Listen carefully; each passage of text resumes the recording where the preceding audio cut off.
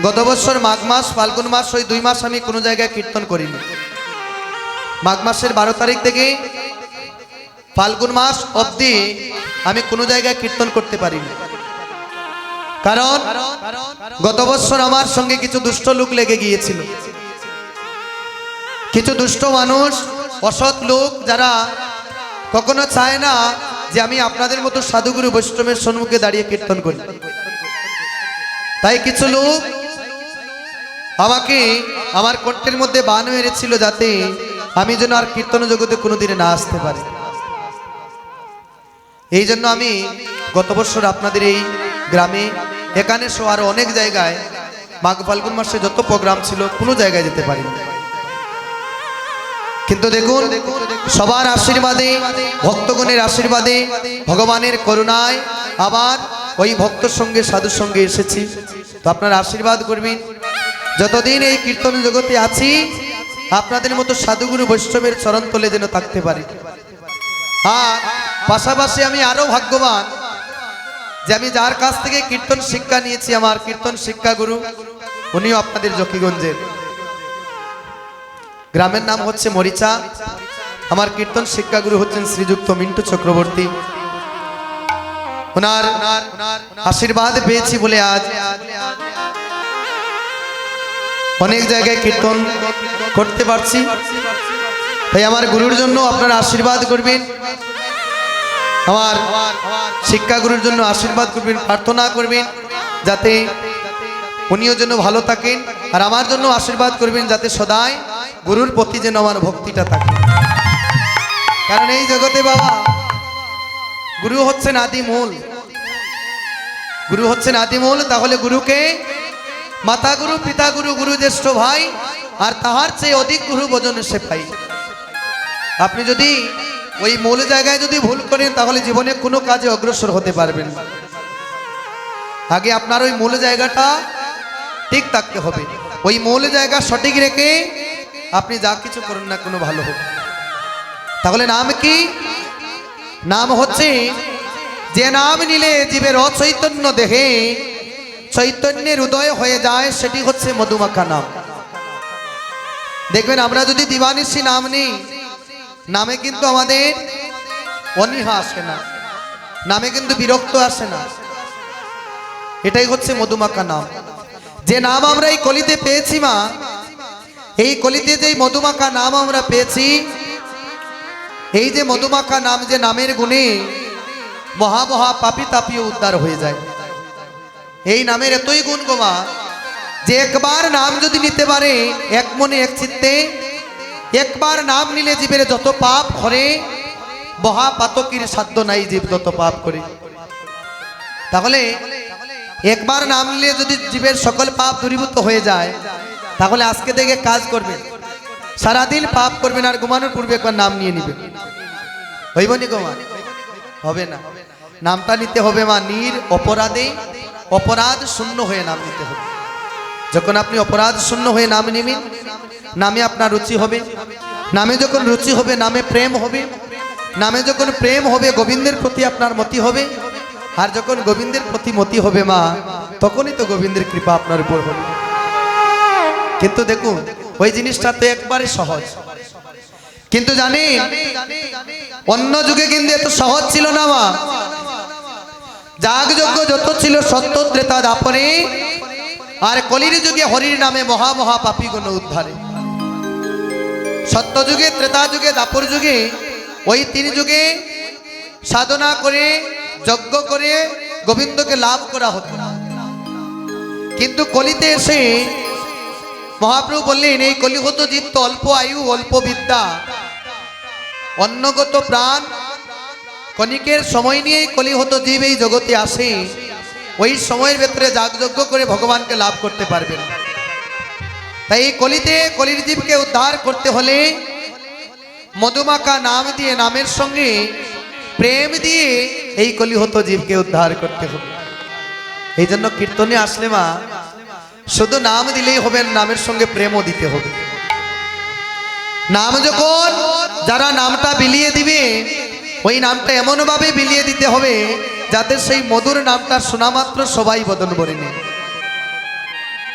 এখানে যদি আমি কঠোরভাবে যদি বলি না তোমার নাম নিতে হবে, তাহলে কেউ নেবে না, কখনো নেবে না।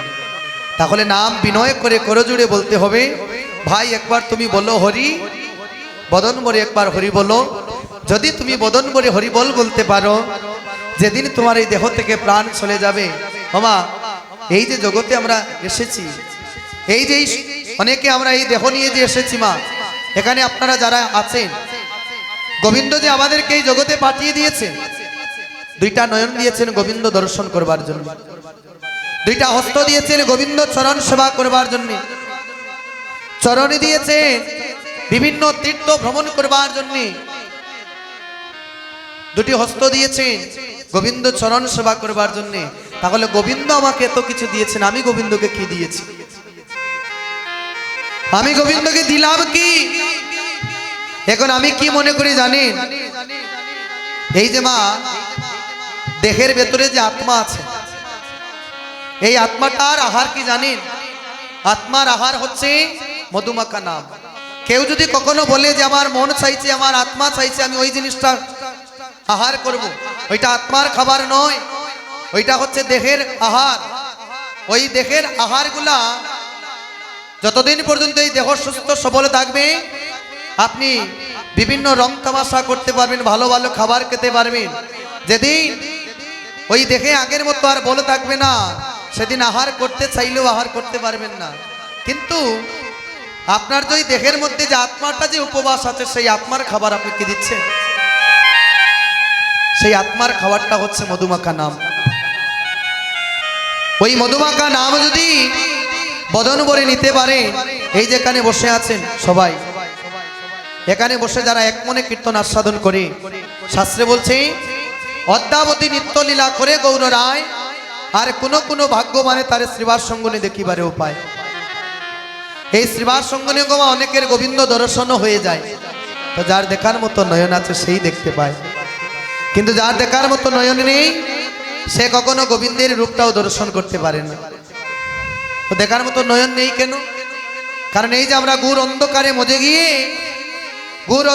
মজে গিয়ে যাকে ভজন করবার জন্য এই জগৎ সংসারে আমরা এসেছি, তাকে তো ভজন করা ভুলেই গিয়েছি। এখন মায়ার সংসারে পড়ে স্ত্রী পুত্র পরিজন আত্মীয় স্বজন সবাইকে পেয়ে যাকে ভজন করবার জন্য এই জগতে এসেছি, তাকে ভজন করা ভুলে গিয়ে সংসারে চিন্তায় মত্ত হয়ে আছে। এখন মনে করছে সংসার আমার আপন, স্ত্রী পুত্র পরিজন সবাই আমার আপন, কিন্তু মা বাস্তবে কি তারা আপন? আমার কেউ বলতে পারবে তারা এতটাই আপন? তারা যদি এত আপন, আপনি গৃহে গিয়ে বিচার করে দেখবেন, 2 দিন 4 দিন 1 সপ্তাহ 15 দিন 1 মাস গৃহে কাজ না করে বসে খাবেন, দেখবেন পরিবারে আপনার পুত্র আপনাকে ভালোবাসবে না, আপনার স্বামী ভালোবাসবে না, আপনার স্ত্রী আপনাকে ভালোবাসবে না, সংসারের কেউ আপনাকে ভালোবাসবে না। এই সংসারে আপনি যতদিন পর্যন্ত দিতে পারবেন, ওই সংসারে লোকজন ততদিন আপনাকে গুরুত্ব দিবে, ভালোবাসবে। আপনার দেহ যখন অবশ হয়ে যাবে, যখন আর পরিবারের জন্য অর্থ উপার্জন করতে পারবেন না, কেউই আপনাকে ভালোবাসবে না। এই হচ্ছে মা সংসার, এটাই হচ্ছে মায়ার সংসার। এই সংসারে যতদিন দিবেন ভালোবাসা পাবেন, দিবেন না ভালোবাসা পাবেন না। তো এই মায়ার সংসারে থেকেও গোবিন্দ চরণে লাভ করা যায় যদি গোবিন্দের প্রতি অটুট ভক্তি থাকে। তাহলে প্রথমে এই যে ভক্তি হচ্ছে 9টা মাস, শ্রবণ, কীর্তন, অর্চন, স্মরণ, পাদশ্রবণ, দাস্য, সাক্ষ্য, আত্মনিবেদন। এই যে 9টা ভক্তি, 9টা ভক্তির মধ্যে প্রথম স্তর হচ্ছে শ্রবণ। এই যে আপনারা বসে বসে শ্রবণ করছেন, এটাও কিন্তু ভক্তি হয়ে যাচ্ছে। কিন্তু এই যারা কথা বলছেন তাদের কিন্তু এই ভজনটা নষ্ট হচ্ছে। যারা কথা বলবেন, কীর্তন অঙ্গনে এসে যারা কথা বলে, তারা কিন্তু নাম অপরাধ করে।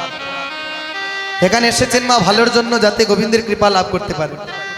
এসে যদি আমরা পাপকে বুঝাই করে কাঁধে করে বাড়িতে নিয়ে যাই, তাহলে এখানে আসা না আসাটাই তো সমান হয়ে গেল। তাহলে আপনারা যতক্ষণ থাকবেন, যে কোনো কীর্তনিয়া কীর্তন পরিবেশন করুন না কেন, চেষ্টা করবেন যাতে কথা না বলে যতক্ষণ আসরে বসা যায়। তাহলে আপনারও উপকার হবে, আপনার সম্মুখে যে থাকবে তার উপকার হবে, এখানে কীর্তন যারা দান করছেন তাদের উপকার হবে। জগৎ জীবের এই বিশ্বের সবার মঙ্গল হবে। তো আমরা জানলাম নাম কি? নাম হচ্ছে যে নাম নিয়ে জীবের অচৈতন্য দেহে চৈতন্যের হৃদয় হয়, সেটি হচ্ছে নাম। তাহলে এই নাম কোথায় ছিল? নাম হচ্ছে গোলকের গুপ্তধন। যে গোলকের গুপ্তধন আমরা পেয়েছি কার জন্য জানেন? অদ্বৈত প্রভুর জন্যে। অদ্বৈত প্রভুর জন্যে সেই মধুমাখা নাম পেয়েছি, যিনি পূর্বে ছিলেন দেবাদিদেব মহাদেব। সেই দেবাদিদেব মহাদেব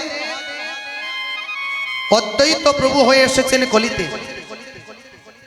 সেই অদ্বৈত প্রভু এই কলিতে এসে কলির জীবের দুর্দশা হেরে অদ্বৈত প্রভু ভাবলেন, আহারে এই কলিহত জীব তো কেউ মধুমাখা কৃষ্ণ নাম নিতে চায় না, তাহলে কেমন করে এই কলিহত জীব উদ্ধার হবে? কলিহত জীব কেমন করে উদ্ধার হবে? কলিহত জীবকে উদ্ধার করতে হলে নাম আর প্রেম দিয়েই করতে হবে। এই অদ্বৈত প্রভু ভাবছেন, ও বাবা, গীতায় ভগবান বলেছে যে ভক্তের বাত ভগবান বহন করেন। জানেন? এই দেখুন কত কথা হচ্ছে এখানে। কীর্তনে আনন্দ হবে? কখনোই চাইলে হবে। হাজার হাজার করে লক্ষ লক্ষ ভক্ত থাকলেও হবে, কারণ ভক্ত মিলে লাখে লাখে, ভক্তি মিলে কই। লক্ষ লক্ষ যদি আসলে মানুষ থাকে, সেটার তাদের মধ্যে যদি ভক্তি না থাকে, তাহলে হলো সেখানে আনন্দ হবে। লক্ষ লক্ষ মানুষের মধ্যে কয়েকজন কৃষ্ণ ভক্ত পাওয়া যায়। তাই আপনারা যেমন ভাবে কথা বলছেন, গুনগুন করে শুধু কথাই হচ্ছে, আমার যে কথার দিকে কারো লক্ষ্যই নেই। এখন আমি বললাম নাম অপরাধ হবে, তারপরেও যদি আপনারা কথা বলতে চান, অপরাধ আপনাদের হবে, আমার আর কিছু করার নেই। কিছু করার আছে বল?